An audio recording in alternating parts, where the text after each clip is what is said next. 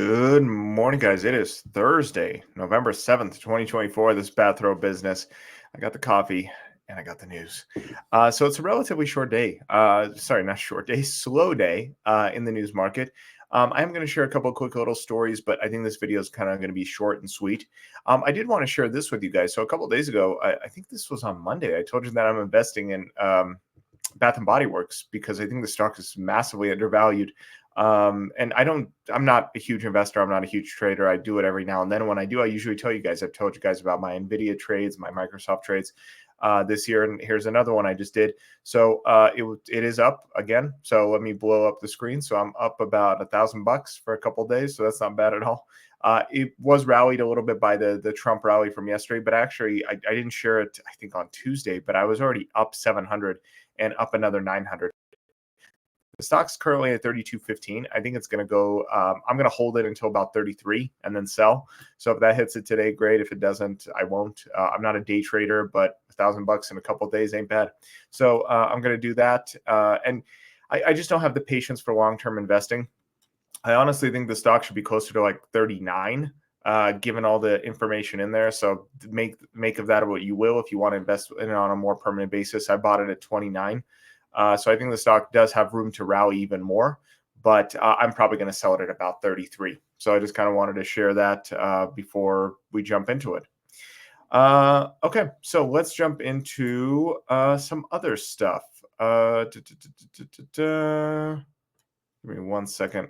I have to modify my screen here.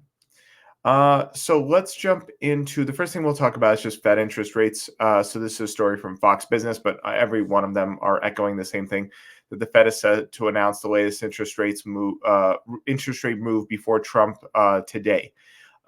So a lot of people are still banking on the quarter basis point of 0.25% interest rate cut.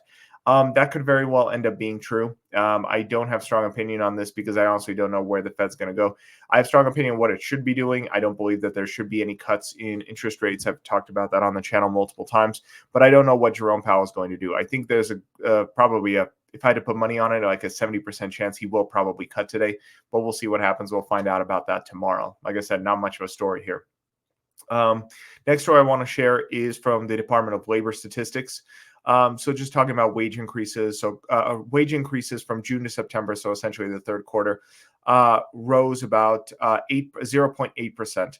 But year on year, from September to September, wages are up 3.9%, which is what we talk about on the channel a lot, that wages are steadily always increasing. There's no dips in them. Employment is strong, unemployment is weak, and wage growth is baked into the system, which is why I say that's going to be more inflation, not less.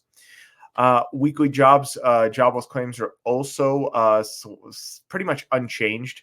U.S. jobless claims increased moderately, but when we say moderately, only 3,000 people applied for unemployment benefits. This is also still being dented by damage from the hurricane and from the Boeing strike, but overall unemployment remains fairly strong. Another story in relation to that is slightly more Americans applied for unemployment, which is what that story talked about, but it's also talking about layoffs remain at very low levels. So even though unemployment filing is pretty low, layoffs are not actually happening all that much. It was the Fed's that's talking about something else. Last story I'm going to talk about, just real quick, like I said, this video is not going to be very long, is the TikTok bans are starting to happen. This isn't actually Trump, though. So this is Trudeau's government up in Canada. Like I say, I usually try to localize things just to American stories, but something as big as TikTok has to be talked about because it might be a forecast of what's to come. So the Trudeau government has banned TikTok in Canada. Now, Canadians can still use it. So the app still exists, but the business entity itself is no longer allowed to be in Canada. I don't know how that works exactly. I've never seen a business get banned from a country. So we will find out what that actually means. But essentially, the app is still being used, but the business is not, citing security threats. Now, I've talked about this before on the channel. I think this is absolute BS. I don't think there's any national security threat. But even if there is, are we going to talk about the national security threats of Meta Was it not Twitch, Twitter, Google, and all these other companies use when they violate our rights on a daily basis? No, because they're in the government's pocket and TikTok is not.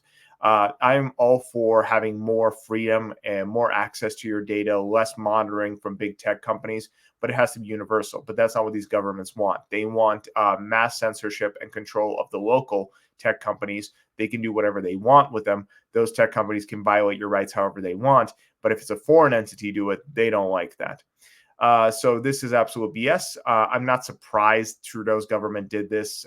Anyone that's watched Trudeau over the last decade knows he's a dictator and an authoritarian. I find it funny when people talk about Trump. I'm not a huge Trump guy. I'm kind of agnostic on the election, to be honest. But Trudeau is just a piece of shit. So if anyone's watching in Canada, sorry. But I'm not surprised that Trudeau's government did this at all. Yeah. So that's pretty much it. Those are the stories of the day. Just a quick 5-minute video. I'll see you guys back here tomorrow. Hopefully we'll have news on what the Fed has decided to do, and that'll be a forecast of what's to come. And maybe I'll sell my stock. We'll see. So you guys have a productive Thursday. I'll see you tomorrow.